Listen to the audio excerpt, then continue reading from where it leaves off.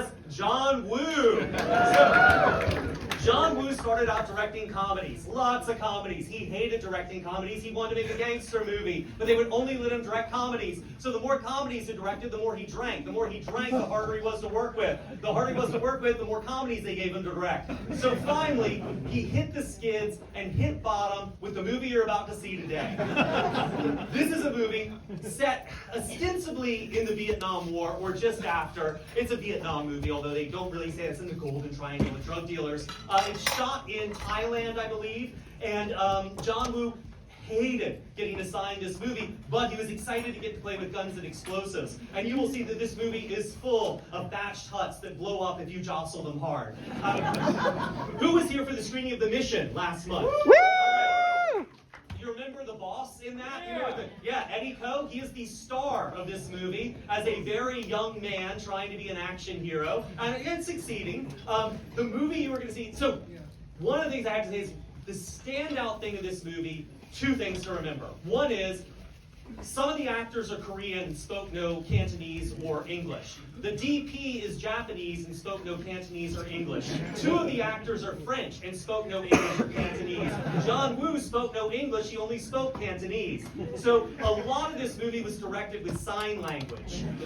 It was also John Woo, to console himself, brought a bunch of people who would go on to become directors, but who were his assistant directors, his script writers at the time. One of whom was Peter Chan, who went on to become a big director, Patrick Lung, a bunch of people. And so every night they would sit around and make up gags that they would put in the movie the next day to make it more exciting. And basically what you've got is also things getting kept exciting for the actors, because as they were rewiring a bunch of squib effects, like bullet strikes, and it was taking a lot of time, the Thai special effects crew came up to John Woo and said, this would be a lot easier with real bullets. And they showed him how they could shoot at the actors and miss them.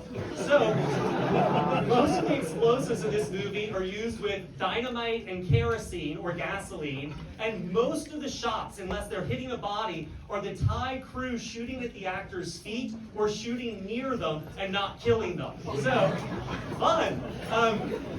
And then the last thing you need to know about this movie, it is basically a carpool situation from hell. It is a grimy, grotty exploitation flick, and John Woo turned it into the studio Golden Harvest, and they hated it. And so what they did, and John Woo refused to direct the sex scenes and drug use scenes in it, so instead they went and got another director. So when you see a sex scene in this movie, it was shot in someone's backyard or their studio, and there's actually a couple of comedy scenes in this movie that John Woo didn't want in there. They just shot them in a park in Hong Kong behind his back. So there's some tonal shifts throughout, but overall this is exploitation madness of literally the highest caliber. So folks, sit back, relax. You're about to see a movie that was hated so much it was put on the shelf until A Better Tomorrow came out, John Woo's big breakthrough movie, and then they gave this movie a title that looks like A Better Tomorrow and slapped it into theaters right at the same time.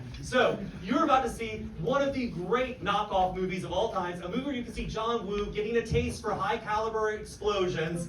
Folks, I love this movie. It punches so above its weight. It's Eddie Ko and John Woo in Heroes Shed No Tears.